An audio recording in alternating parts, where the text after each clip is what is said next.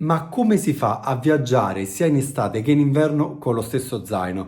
E come si gestisce il peso e il volume di uno zaino portandosi dietro tutto il necessario senza però spaccarsi la schiena?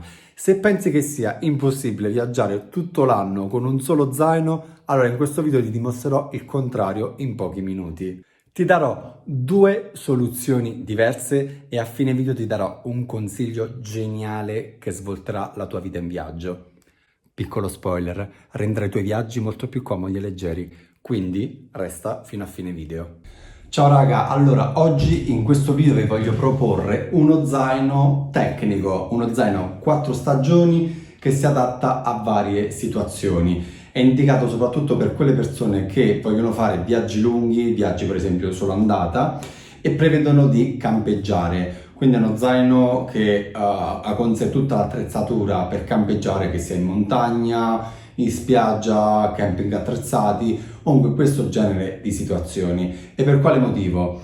Io solitamente faccio questo zaino quando prevedo di fare viaggi dove farò tanto trekking e quindi avere l'attrezzatura è conveniente perché altrimenti dovrei o noleggiarla in loco o appoggiarmi a dei tour organizzati tramite agenzia, quindi mi verrebbe a costare tutto molto di più. Quindi questo zaino è sicuramente vantaggioso per tutte quelle persone che sanno già che campeggeranno parecchio e che comunque vogliono risparmiare sull'alloggio e su eventuali tour organizzati, essendo poi completamente indipendenti. Quello che io uso è un ferrino. Questo è un ferrino da 75 litri, che è uno zaino abbastanza grande, abbastanza spazioso, però ovviamente per contenere tutto questo materiale è obbligatorio uno zaino del genere. Però vi voglio far notare che io non ho usato nessuna delle tasche a disposizione come questa frontale, quelle laterali e quella in cima, quindi non ho neanche sfruttato appieno tutte le potenzialità di questo zaino e adesso vi faccio vedere come è organizzato. Allora, partendo dalla tasca inferiore, sganciamo, apriamo e vi faccio vedere tutto quello che ci ho messo dentro.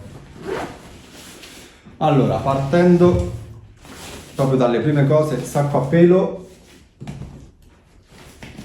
sacco lenzuolo, poi questo è il kit per cucinare, cioè questo è tutto il necessario per cucinare. La torcia frontale per le situazioni dove non c'è luce, magari la sera per montare la tenda. Vabbè, questo è il sapone per i piatti che uso insieme al kit per cucinare. Il materassino gonfiabile, poi il cuscino gonfiabile e ovviamente la tenda. Guardate, super compatta, questa è anche una ferrino, poi comunque vi lascio tutti i link in descrizione di tutta l'attrezzatura, così se volete potete acquistarla anche voi. Vi dico già che non sono link di affiliazione, sono semplicemente prodotti che io utilizzo e che vi consiglio di utilizzare. Quindi raga, questa è tutta l'attrezzatura da camping, quella che ho messo nello scomparto inferiore dello zaino e come potete vedere è tutto super compatto, tutto piccolino, comodo.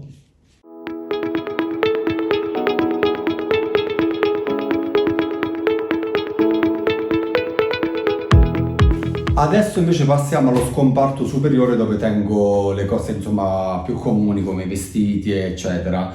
Faccio una piccola precisazione per tutte quelle persone che non prevedono magari di campeggiare eccetera eccetera, basta eliminare lo scomparto che vi ho appena descritto e alla fine vi trovate uno zaino molto più compatto, molto più piccolo, molto più leggero, cioè comunque si passa da un 75 litri di circa 15 kg a un 40-50 litri da 7-8 kg, quindi basta eventualmente eliminare tutto quello che si usa per campeggiare. Andiamo a vedere invece cosa metto nell'altro scomparto. Allora, io inizio da uno zainetto piccolo,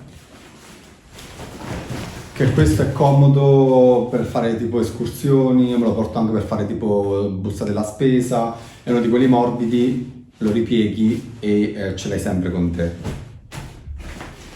Poi mi porto anche un marsupino piccolino che è comodo per metterci giusto il cellulare, magari i soldi.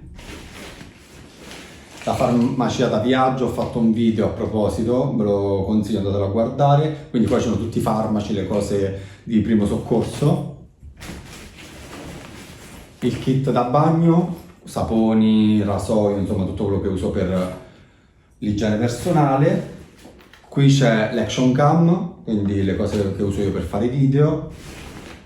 E poi la cosa principale e fondamentale sono queste, le sacche di compressione. Io ne uso 3, una piccola, una media e una grande.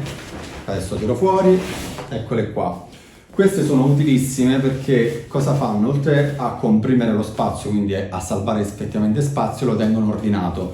Fungono da cassetti praticamente ed è comodo perché quando ti serve qualcosa non è che devi andare ogni volta a ricercartela, a creare un casino, un tornado dentro lo zaino. Semplicemente tiri fuori la sacca di compressione, la apri e prendi quello che ti serve, così tutto rimane sempre in ordine e è veramente la svolta. Io come lo organizzo? La sacca grande metto tutto, diciamo, le cose invernali, le cose tecniche, quelle di mezza stagione, perché alla fine sono le cose che uso di meno, quindi la tengo in fondo. Invece la sacca quella piccola metto tutto l'intimo e le cose per la notte, e nella sacca media tipo pantaloni, t-shirt, le cose diciamo più leggere. Poi proseguendo abbiamo questi sono dei sandali, io uso i Teva, e poi ovviamente io parto con le scarpe, la scarpa tipo da trekking, così non occupo volume nello zaino, e in più metto dentro anche il computer, che adesso non è qui dentro, però lo metto nello schienale e boom, finito. E questa invece è l'attrezzatura dello scomparto superiore.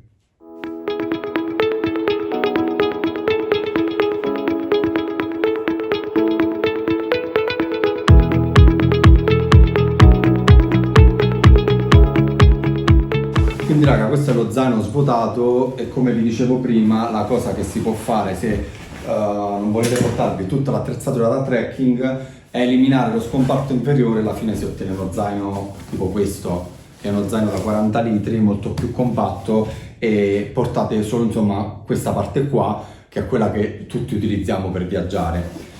Però, come vi dicevo prima, sicuramente l'attrezzatura da camping è comoda in tutti quei viaggi un po' più extreme. Io me lo sono portato quando ho fatto il viaggio in Africa, in generale in tutti quei paesi dove magari gli alloggi costano parecchio, dove c'è tanto trekking, tipo la Patagonia, altrimenti questa è un'ottima soluzione, quindi la versione light dell'altro. Una cosa che consiglio sempre di fare con qualunque zaino quando si è in viaggio è di proteggerlo. Questo perché vi aiuterà a mantenere la longevità del prodotto nel tempo senza dover riacquistare sempre nuovi zaini. In questo modello c'è la protezione già inclusa, che è qui sotto. Voilà.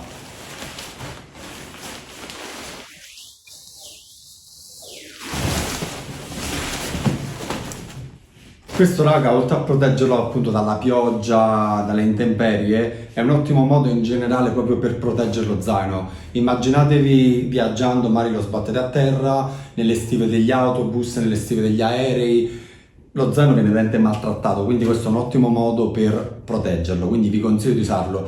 Io, cioè, questo lo uso sempre e lo zaino veramente resta nuovo. Anche quest'altro zaino che ce l'ho da veramente 10 anni forse, cioè è praticamente nuovo raga, magari sarà un po' sporco ma è nuovo perché lo proteggo sempre, quindi mi raccomando fatelo.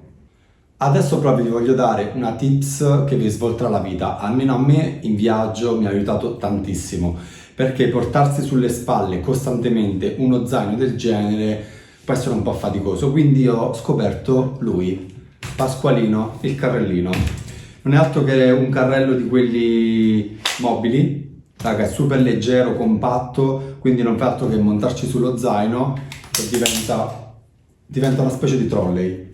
Cioè guardatelo, è super compatto, leggerissimo, questo è di alluminio se non mi sbaglio, e basta montarci lo zaino sopra e voilà, hai uno zaino praticamente che diventa trolley e quando non lo puoi usare più si richiude, voilà. e si rimette a posto. Io a volte lo monto sullo schienale, lo tengo con delle funi elastiche e voilà. Eccoci giunti alla fine del video. Se c'è un modo preciso col quale tu fai il tuo zaino, magari c'è dell'attrezzatura specifica che utilizzi, mi raccomando scrivimelo nei commenti. Sono curioso di sapere come tu prepari lo zaino in viaggio.